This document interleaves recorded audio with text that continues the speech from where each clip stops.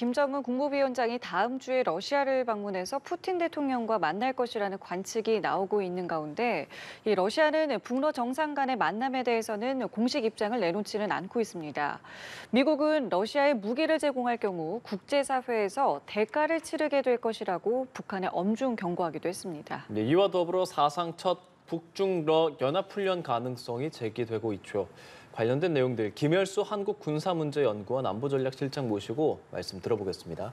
실장님 어서 오십시오. 네, 안녕하세요. 네, 저희가 계속 보도를 해드리고 있는 것처럼 김정은 위원장이 동방경제포럼을 계기로 러시아를 방문할 수도 있다. 일단 푸틴 대통령은 가는 것으로 어느 정도 확정적인 것 같은데 이 동방경제포럼이 무엇인지도 궁금하고 회담이 이루어질 가능성 어떻게 좀 보고 계십니까? 예, 그 동방경제포럼이라고 하는 것이 이스터 이카나미 포럼 EF라고 얘기를 하는데요. 네. 2015년도에 푸틴 대통령이 참석을 했습니다. 소위 말해서 시베리아 지역의 발전을 위해서 그쪽에 이제 경제 발전을 좀 시켜야 되고 개발을 해야 되니까 그걸 하기 위한 목적으로 이것을 만드는 거죠. 네. 그래서 올해가 아마 8번째가 될 겁니다. 그래서 IMF 그 코로나19 기간 동안에는 이게 그 소위 말하는 그 비공식 회담, 그러니까 전부 다 이제 그 대면 이렇게 회의를 못하고 비대면 회의를 쭉 해왔죠. 우리로 보면 박근혜 대통령도 옛날에 참여한 적이 있고 예. 또 문재인 대통령도 참여한 적이 있습니다. 그래서 네. 러시아로 봐서는 이 동방경제 포럼을 굉장히 중요하게 생각을 하죠. 그런데 이제 여기에 푸틴 대통령이 이번에 참석을 해서 연설도 하고 또 여러 가지 이제 다른 나라들과 정상회담도 하는데 여기에 지금 이제 북한의 김정은 위원장이 참석한다는 거잖아요. 네. 그렇다라고 하면은 김정은 위원장이 단순히 동방경제 포럼이라고 하는 것에 참석하기 위해서 가느냐? 저는 그건 아니라고 봐요. 지금까지 그러니까 이번에 이제 제8차 동방경제 포럼을 하지만 지금까지 북한에서는 그냥 실무자 정도의 사람들, 고위급 정도 1명 정도 포함해서 이런 정도의 사람만 참여했지 한 번도 여기에 김정은이가 나타난 적이 없거든요. 근데 이번에 간다는 것은 EF의 단순 참여가 아니라 아마 푸틴 대통령과의 정상회담을 목표를 두고 네. 여기에 참석하는 거 아닌가. 그런 면에서 보면 가능성은 굉장히 높다 이렇게 보죠. 한 가지 좀 눈에 띄는 건요. 이런 어떤 북한과 러시아의 동향에 대해서 지금 소식이 연이어서 지금 들려오고 네네. 있고 이게 미국에서 지금 전해오고 있잖아요. 그렇죠. 이 부분은 좀 어떻게 봐야겠습니까? 그래서 이제 지금 굉장히 중요한 말씀을 하셨는데 저도 이제 이런 뉴스를 접하면서 미국의 정보력이 어디까지 가 있을까 그런 생각을 참 많이 했어요. 사실상 이제 여기에 발단은 어디서부터 시작을 하느냐 하면은 7월 27일 날 쇼이구 국방부 장관이 러시아 대표단을 이끌고 북한이 말하는 전성절, 정전협정 기념일에 참여해서 열병식에 등장한 것이 계기가 된 거거든요. 그걸 통해서 이제 김정은 위원장하고 계속 이제 여러 가지 회담도 하고 어떻게 보면 2박 3일 있는 동안에 김정은이가 쇼이구 국방부 장관을 국빈 대접을 하면서 계속 쫄쫄 따라다녔단 말이죠. 그러면서 여기서 여러 가지 이제 얘기들이 나오지 않았는가. 그 이제 예를 들면 그런 것들이 이제 나중에 우리가 논의가 되겠습니다만은 뭐 무기 문제도 나올 수 있고 또 북한으로 봐서는 군사 기술 문제도 나올 수 있고 여러 가지 문제들을 아마 논의를 했을 텐데 그 중에 하나가 이제 정상회담 문제를 얘기했을 거고 그래서 이제 김정은 위원장이 쇼이구 국방부 장관한테 푸틴 대통령이 우리 북한을 좀 방문해 줬으면 좋겠다라고 얘기를 하니까 반대로 그러니까 쇼이구 국방부 장관이 김정은 위원장 보고 당신은 오히려 러시아를 방문하는 것이 어떻겠느냐 이렇게 됐다는 거잖아요. 이런 일련의 정보들을 미국이 다 파악을 해서 그걸 언론을 통해서 일부가 공개가 되고 이제는 이제 거의 기정사실화되니까 이제는 이제 안보보좌관까지 나서는 형국이 된 거거든요. 그래서 이런 것들을 보면은 미국이 계속 24시간 북한의 움직임 그리고 러시아의 움직임을 계속해서 관찰을 해오고 정보를 수집해 왔다. 그 정보의 수집의 결과가 이제 이번에 발표가 된 건데 아마 북한으로 봐서는 김정은 위원장의 동선을 좀 숨기고 싶었는데 이것이 이제 어떻게 되면은 이제 발각이 된 거죠. 거잖아요. 그쵸. 좀 쉽게 예, 말을 예. 하면 아마 굉장히 좀 충격을 좀 받았을 거다 이런 생각도 합니다. 그러니까 북한과 러시아 입장에서는 미국이 계속 우리를 들여다보고 그렇죠. 있다라는 것을 역으로 지금 알 수 있는 상황인 네네. 것인데 네. 어쨌든 미국의 분석은 그래요. 이 만남이 양국 간의 윈윈이다. 지금 서로 상호 간에 이해가 잘 맞아 떨어진 네. 것이다라고 하기 때문에 가능성에 대해서도 여쭤본 것인데 예. 러시아 방문을 어쨌든 이제 선택을 하게 된 거잖아요. 그렇죠. 사실상 예. 이건 어떤 의미라고 보세요?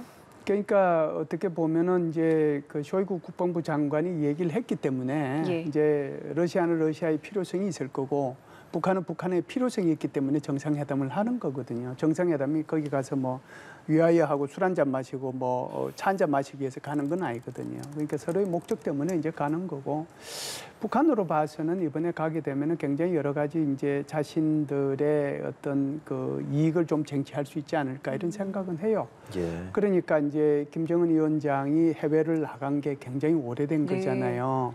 2018년도에 싱가포르에서 미국 정상회담이 있었고 2019년도 2월 달에 하노이에서 미국 정상회담이 있었고 그리고 나서 이제 4월 달에 블라디보스토크에서 푸틴하고 정상회담을 했거든요. 그럼 지금 한 4년 반 됐단 말이죠. 네. 물론 이제 그 사이에 북한은 2010년도부터 한 3년 동안 국경 봉쇄를 했지 않습니까? 그럼 이번에 이제 나간다라고 하는 것은 국경 봉쇄가 완전히 끝났고 이제는 국경을 개방했다라고 하는 것을 의미하는 거고요. 두 번째는 이런 코로나 중에서도 북한은 여전히 든든하게 잘 이렇게 지탱하고 유지해 왔다. 그것을 또 대내에 과시하는 측면이 있고 우리의 형님인 러시아가 우리를 뒷배를 봐주고 있다. 그것을 대외에 과시하는 그런 측면에서의 아마 김정은 위원장이 이런 결단을 하지 않았을까 이런 생각은 해요. 예, 만약 간다면 그 이동 수단에 대해서도 네네. 조금 이야기가 나오던데 말씀해주신 것처럼 하노이 그리고 가장 최근에 블라디보스토크 갔을 때 다 열차를 타고 갔잖아요. 그렇죠. 하노이 열차 좀 네. 오랫동안 타고 갔어서 네. 막 강행군이다 이런 얘기도 나왔었는데 그럼에도 불구하고 열차를 고집하는 이유가 이게 전용 열차가 또 있다고요. 그렇죠. 이제 그 선대부터 그랬는데요. 예. 뭐 김일성도 그랬고 김정일도 그렇고 김정은도 그런데 뭐 선대들은 주로 이제 비행기 타는 걸 굉장히 꺼려했고요. 그나마 이제 김정은은 이제 신세대에 가까워서 비행기를 탔거든요. 그게 이제 김정은의 전용 비행기 이름이 참매 1호라고 하는 거예요. 예. 북한의 국조, 북한을 상징하는 그 새가 참매거든요. 그래서 이제 그걸 참매 1호라고 하는데 예를 들어서 이제 이 김정은이가 북경을 방문하거나 그다음에 텐진을 예. 저기 그 시진핑 주석을 만나기 위해서 텐진을 방문할 때는 이걸 이용을 했어요. 그런데 싱가포르에서 미국 정상회담을 할 때는 도무지 갈 방법이 없으니까 중국의 국가 주석이 이용하는 그 비행기를 빌려가지고 갔단 말이죠. 예. 그런데 이제 하노이 갈 때는 이제 철도가 연결이 되니까 그 이제 철도를 간 거고 2019년도 4월 달에 그 이 블라디보스토크에서 푸틴하고 정상회담을 할 때도 열차로 갔어요. 네. 그래서 아마 그 경로를 따라갈 텐데 평양에서 함흥을 저기 원산을 경유해가지고 아마 나진을 통해가지고 가지 않겠는가. 그러면은 그게 한 1,100km 정도 되고 한 20시간 정도 걸릴 거예요. 예. 그런데 이 이제 차량이 보통 차량이 아니고 장갑 차량이래. 어지간한 폭발에도 견딜 수 있는 거고 거기에 이제 차량이 단량 한 량만 가는 것이 아니라 거기에 필요한 모든 것들이 거의 다 실려가거든요. 그러니까 김정은이가 사용할 화장실까지도 다 그 싣고 갈 거고 거기에 김정은 1호차 차도 이제 다 가져갈 거고 그렇기 때문에 비행기로 가는 것보다는 거의 다 실을 수도 물론 없지만 이렇게 가는 것이 훨씬 더 유리하다라고 판단을 하고 더더군다나 우리가 이제 잘 아시다시피 얼마 전에 프리고진 예. 소위 말해서 그 러시아의 그 용병 집단이죠. 네. 그 프리고진이 이 비행기에서 암살이죠. 어떻게 보면 폭사 사고로 이제 죽은 거잖아요. 네. 그것까지 경험한 터기 때문에 더더욱 아마 김정은이가 비행기를 안 타고 이 방탄 열차를 이용해서 블라디보스토크를 갈 가능성이 높다 이렇게 보죠. 뭐 이미 많이 보도가 됐습니다만은 네, 그렇기 때문에 이제 북러가 주고받을 것에 대해서 네네. 관심이 이제 몰아지고 러시아는 북한으로부터 이제 무기를 좀 받고 싶어하는 것 같은데 예. 궁금한 것이 북한의 무기가 러시아를 줄 만큼 충분한 상황인 것인지 그리고 예. 이게 지금 이 현대전에 적용이 될 만한 무기인 것인지도 네네. 궁금하거든요. 그러려고 하면은 우선 우크라이나 전을 잠시 이제 돌아볼 필요가 예. 있는데요. 네.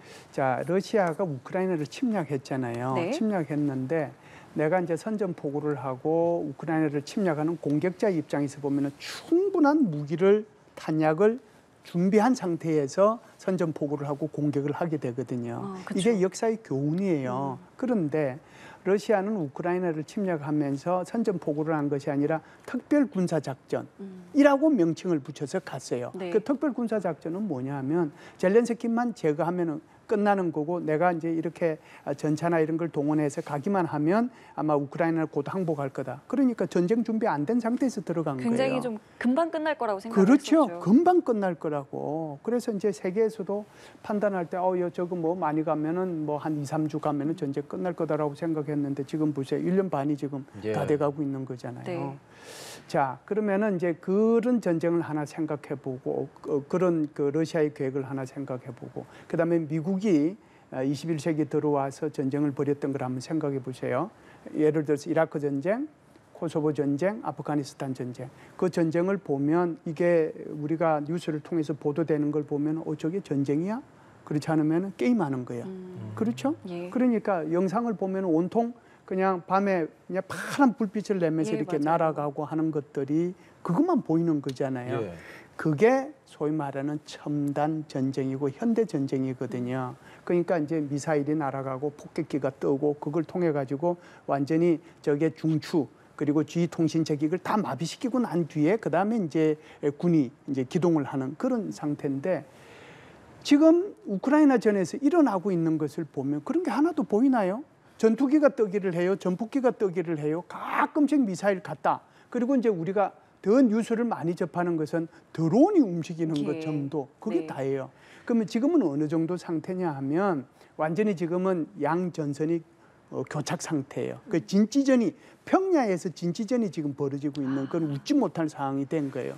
그렇다라고 하면 양쪽이 필요로 하는 것은 첨단 무기가 아니라 몇십 킬로 서로 상대방 떨어져 있는 곳에 이렇게 때릴 수 있는 그런 무기 체계들이 필요할 거 아니에요. 그러면은 첨단 무기 체계가 필요할까요? 재래식 무기 체계가 필요할까요? 재래식 무기가 체계가 필요한 거죠. 예. 러시아 입장에서는 전쟁 준비 안 됐는데 전쟁을 시작을 했고 그러니까 지금은 이제 군수 공장을 풀 가동을 하겠죠. 그럼에도 불구하고 이것을 소유를 충족을 못 시키니까 제일 러시아 무기 체계하고 가장 이렇게 호환성이 높은 거기가 어디냐? 바로 북한이거든요. 북한이라고 하는 나라가 이 모든 무기 체계를 러시아산을 기초로 해가지고 다 발전시켜 온 거잖아요. 소련에서부터, 소련요. 그러니까 이제 러시아 입장에서 보면은 지금은 북한의 무기 체계 또는 북한의 탄약 그걸 가져오면 바로 쓸 수 있고 그게 지금 재래식 전쟁에 바로 사용될 수 있기 때문에 그래서 지금 북한에 그렇게 공을 들이고 있는 거고 정상회담까지 가고 있지 않는가 이렇게 보는 거죠. 확실히 좀 이해가 됐습니다. 미국에서 윈이라고 말했습니다. 지금 네네. 하나의 윈에 대해서 얘기를 해주셨는데 그럼 네. 북한 입장에서 받게 되는 이 윈, 일단 일정에서 보면 우주기지를 방문할 수도 있다. 방러 이것에서 좀 미루어 보일 수 있는 북한의 의도는 무엇일까요?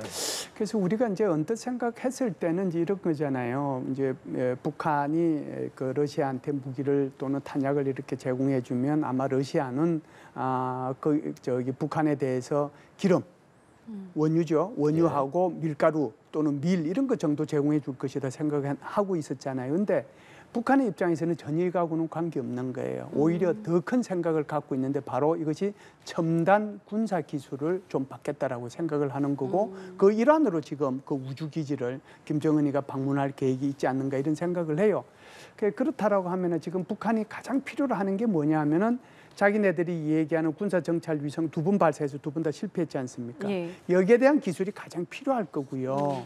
그다음에 이제 두 번째는 북한이 지금 만들고자 하는 것이 바로 핵 추진 잠수함인데 핵 추진 잠수함 핵 추진 잠수함이라고 얘기한 3,000톤급 잠수함을 공개한 게 2019년인데 그 뒤로 지금까지도 계속 만들고 있다라고 하지만 한 번도 공개된 적이 없거든요. 그러면 핵 추진 잠수함 기술이 아마 필요할 거고요.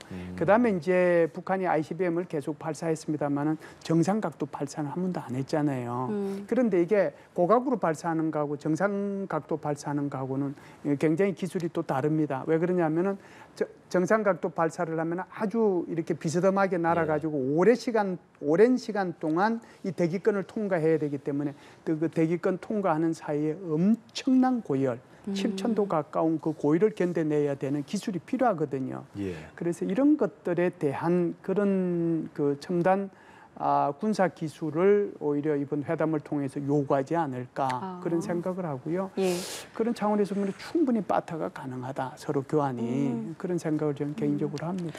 또 하나는 아까 잠깐 좀 언급을 해주셨는데 북한이 우리는 이제 중국에만 의존하는 네네. 것이 아니라 우리에게도 이렇게 연대할 수 있어, 우리 편이 있어 이런 것들을 좀 세계에 좀 알리려는 어떤 하나의 움직임이 될 수 있지 않을까 이런 생각도 드는데 여기에 대해서는 어떻게 생각하세요? 그럼요. 북한은 이제 분명히 이제 그런 생각이 있는 거죠. 자신이 이 중국만 우리 편 드는 것이 아니고 러시아도 우리 편 든다. 그리고 그것을 이제 몸으로 보여주는 것이 이제 정상회담을 하게 되면 그런 거라고 봐야죠.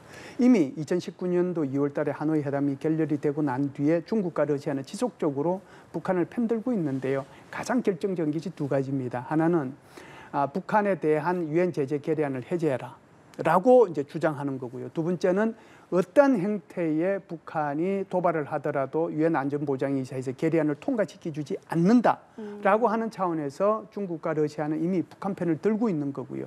게다가 이제 러시아 입장에서 보면 작년도에 우크라이나 침공하고 난 뒤에 사실상 북한의 무기와 탄약이 필요한 그런 상황이다 보니까 북한이 이제 훨씬 더 필요하게 되는 네. 거고 북한의 입장에서 보면 이걸 기회로 해서 오히려 핵미사일 기술을 더 고도화시키고 더 실험을 많이 하면서 그리고 러시아로부터 어떤 기술을 받아내고 러시아라고 하는 큰 뒷배가 있다는 것을 전 세계에 이렇게 보여주는 그런 퍼포먼스로서 굉장히 큰 의미가 있다 이렇게 보죠. 예. 그렇다면 또 많이 이야기 나오는 것이 북중로 연합훈련이지 않겠습니까? 그렇죠. 이 부분 뭐 진행될 가능성 어느 정도로 보시는지 그리고 북한이 다른 나라랑 연합훈련이 한 적은 없죠 아직은. 예, 제가 이제 기억하는 바로는 북한이 그 다른 나라와 연합훈련을 한 적은 없다라고 저는 봐요. 예. 이제 뭐 더 찾아봐야 될지는 모르지만 하여간 제 기억은 그렇고요. 두 번째는 이제 그 북중러의 연합훈련과 관련된 건데 우리가 훈련을 하는 걸 보면은 한미 간의 연합훈련도 하고 예. 한미일 간의 연합훈련도 네. 하잖아요. 그래서 이제 북한의 입장에서 보면은 러시아하고 훈련하고 그리고 나중에 북중러 훈련도 할 수 있다 이렇게 볼 수 있는 거거든요. 그래서 처음부터 북중러가 같이 훈련할 필요는 없는 거잖아요. 그렇죠. 중국은 좀 불편할 수 있어요. 내가 북한에 대해서 씨도 뿌리고 밭도 일구고 거기에 그 비료도 주고 이렇게 싹까지 다 키워서 열매까지 이렇게 했는데 그 열매를 러시아가 따가지고 가는 그런 상황이잖아요. 그러니까 중국은 좀 불편하죠. 이게 뭐지? 이런 생각이 아마 중국은 지금 현재는 들 거고요. 뭘 이걸 이제 국제 정치적으로 조금 더 긍정적으로 해석을 한다면 네. 아마 지금 미국과의 관계 속에서 지금 디커플링에서 디리스킹으로 가고 있는 이런 상황 속에서 굳이 북중러 훈련을 해서 그걸 오히려 또 디커플링 쪽으로 가게 할 필요가 있겠는가 그런 생각을 이제 중국이 할 수도 있겠다 그런 생각은 해요. 그런데 제가 뒷부분보다는 오히려 앞부분에 더 관심이 좀 많습니다. 그럼 중국이 빠지고 북한과 러시아만 할 수도 있는 걸까요? 그럼요. 북한과 러시아 우선 쇼이구가 이제 그렇게 얘기를 한 거죠. 뭐 같이 훈련하자. 그 이웃인데 훈련 못할 이유가 뭐 있느냐. 네. 그러면 한번 생각을 해보세요. 육군 훈련 하겠어요? 공군 훈련 하겠어요? 바다로 가는군요. 공군은 아무것도 없잖아요. 예. 육군도 이제 지금 뭐 이런 상황 속에서 우크라이나 전쟁하고 있는데 육군 훈련할 수 없어요. 그러면 기껏하면 이제 태평양 함대, 그러니까 러시아가 이 얘기는 태평양 함대 일부가 참여하고 해군도 별로 거의 없지 않습니까? 지금 그게 북한으로 봐서는 딜레마예요. 훈련은 해야 되는데 공군은 아예 내보낼 게 없으니까 못 하는 거고 육군은 안 되고 그러면 해군 훈련해야 되는데 그래서 이제 김정은이가 한 2주 전에 동해 함대를 방문해서 거기 뭐 자기네들이게는 스텔스 함정이라고 하는 거 그거 공개도 하고 또 해군 그 엔진 그거 만드는 공장도 방문을 하고 또 해군 사령부도 방문한 그 모든 것들이 사실상 이런 그 러시아와의 해군 연합훈련을 염두에 둔 거 아닌가 이렇게 보고요. 북한이 이제 지원함을 빼고 함정다운 함정, 전투를 할 수 있는 함정이 한 400척 정도 됩니다. 대한민국은 한 90척 정도 되는데요. 그 400척이 너무 낡고 오래돼 가지고 이게 제대로 기동을 하고 뭐 또 이렇게 연합훈련에 참여할 수 있는 그런 수준은 안 됩니다. 예. 우리가 이 함정들을 보면은 제일 이제 급이 높은 것이 아무래도 항공모함이겠죠. 그렇죠. 항공모함 밑에 순양함, 순양함 밑에 구축함, 구축함 밑에 호위함, 호위함 밑에 경비정 이렇게 이제 쭉 나눠요. 그게 톤수하고 임무 이런 것들에 따라서. 그런데 이제 북한은 항공모함, 순양함, 구축함 없어요. 아. 이렇게 호위함만 몇 척이 있습니다. 그런데 이제 한국 같은 경우는 이지스함이 벌써 뭐 그렇죠. 많이 있잖아요. 그런데 북한의 입장에서 보면 어떻게 보면 이번에 이제 호위함을 어떻게든 자기네들이 제일 나은 것 중에서 뭐 한두 척은 보낼 수 있겠죠. 그걸 통해서 딜레마라고 하는 것이 이 러시아는 아무래도 이제 이지스함급을 내보내지 네. 않겠어요. 그걸 통해 가지고 같이 연합훈련을 하게 되면 아마 엄청난 자격지심을 느낄 거다라고 하는 예. 첫 번째. 두 번째는 이런 연합훈련을 계기로 해서 북한의 해군력을 발전시키게 되는 계기로 작동할 수 있을 거다. 이런 생각을 저는 동시에 해요. 그래서 이게 딜레마라는 거예요. 하자고 했는데 안 가자니 그렇고 가자니 좀 창피스럽고 이런 문제인데 오히려 이것을 계기로 해서 해군력 강화에 아마 좀 도움이 되지 않겠는가 북한으로 봐서는 그런 생각도 합니다. 그리고 난 뒤에 아마 북중러 연합훈련으로 진행될 수도 있는데 그것은 이번에 북러 연합훈련이 되고 나면 아마 추후에 좀 봐야 될 필요가 있다 이렇게 봅니다. 그렇다고 하니까 김정은 위원장의 해군 부대 연이어 방문했던 것이 어느 정도 좀 이해가 되는 그렇죠. 지점이긴 한데 그러면 만약에 한다 그러면 이거 뭐 어디서 진행되겠습니까? 아무래도 다른 데는 못 가죠. 이게 호위함이라고 하는 것이 연안 위주의 그 전투를 수행하는 함정이에요. 그러니까 원양은 못 간다는 거잖아요. 아주 쉽게 얘기하면. 예. 그러면은 그게 내려와 가지고 남해에서 훈련할 수 있는 것도 아니고 서해로 갈 수 있는 것도 아니고 결국은 이제 태평양 함대가 오면 동해 쪽에서 아마 그런 훈련을 하지 않겠는가 이렇게 봅니다. 그 아까 중국이 지금의 이 상황을 이렇게 좋게만 보지는 않을 수 있다. 이제 네네. 북한과 러시아가 좀 가까워지는 네네. 모습을요. 근데 마침 이번 달에 이제 항저우 아시안 게임 있잖아요. 네. 관련해서 그것을 계기로 시진핑 주석과도 만날 수 있는 어떤 계기로 삼을 수 있다. 그러니까 당장 거기서 만나는 건 아니지만 만남을 논의할 수 있다라는 관측이 앞서 좀 나온 적이 있었는데 이렇게 북한과 러시아가 좀 가까워지는 것들을 보면서 중국과 러시아가 만나는 계기가 될 수도 있다고 좀 보십니까? 그럼요. 그럼요. 항저우 아시안 게임이라는 게 9월 하순부터 10월 8일까지 이렇게 해서 그 아시안 게임이 있지 않습니까? 예. 그래서 아시안 게임의 개막식도 그렇고 폐막식도 그렇고 외국 정상을 초청하는 것이 관례고, 예. 그 여기에 이제 가끔씩 외국 정상들이 뭐 몇 명씩은 참석을 합니다. 그런데 이제 중국 시진핑 입장에서 보면 이게 김정은을 딱 찍어가지고 어떤 어떤 특별한 이벤트도 없는데 이렇게 만난다고 하는 것은 정치적으로 부담이 될 수도 있거든요. 그런데 만일에 이제 여기 개막식이나 폐막식 때 여기 오겠다 또는 오라라고 하면은 자연스럽게 만날 수 있잖아요. 그런 차원에서 보면 오히려 김정은이가 이 중국과의 푸틴 대통령과의 정상회담을 역으로 이용할 수도 있겠다 이런 생각을 해요. 이 말의 의미는 중국을 쏙타게 하는 거죠.